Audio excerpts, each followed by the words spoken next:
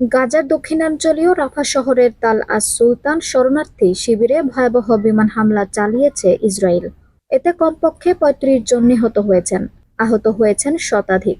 এর প্রেক্ষিতে সরব হয়েছেন বলিউডের প্রথম সারির তারকারা। তবে এই বিষয়টি নিয়ে ট্রল করতে দেখা গেছে মাধুরী দীক্ষিতকে। বর্তমানে সোশ্যাল মিডিয়ায় ট্রেন্ডিং স্লোগান হলো অল আইজ অন রাফা। অনেকেই এই কথাটি সোশ্যাল মিডিয়ায় শেয়ার করেছেন। আর এবার এই একই লেখা দেখা গেল রিচা চাড্ডা, বরুণ ধাওয়ান, সোনাক্ষী সিনহা, প্রিয়াঙ্কা চোপড়া, কারিনা কাপুর খান, সামান্তা রুথ প্রভু, তৃপ্তি দিমরি, দিয়া মির্জা এবং আলিয়া ভাট সহ আরও বেশ কয়েকজন ভারতীয় তারকারা সোশ্যাল মিডিয়া পোস্টে। থেমে নেই Madhuri Dixit. Madhuri Dixit all eyes on Rafah post করেছিলেন, পরে তা মুছে ফেলেন। যুদ্ধ বিধ্বস্ত গাজা নিয়ে পোস্ট করে মাধুরী দীক্ষিতকে কটু কথা শুনতে হয়। কারো কটাক্ষ, আচ্ছা আপনি সন্দেশখালী কাশ্মীর পণ্ডিতদের উপর অত্যাচার নিয়ে চুপ ছিলেন, তখন আপনার মানবিকতা কোথায় ছিল?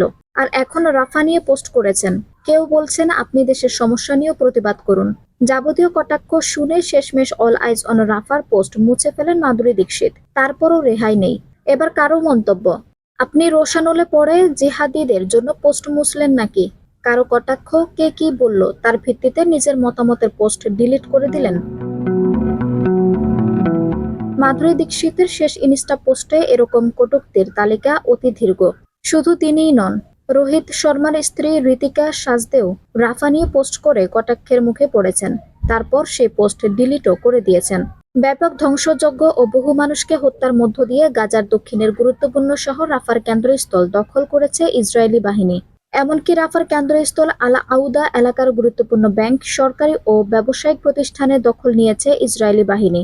শহরটি ফিলিস্তিন ও মিশর সীমান্ত থেকে আধা কিলোমিটার দূরে অবস্থিত।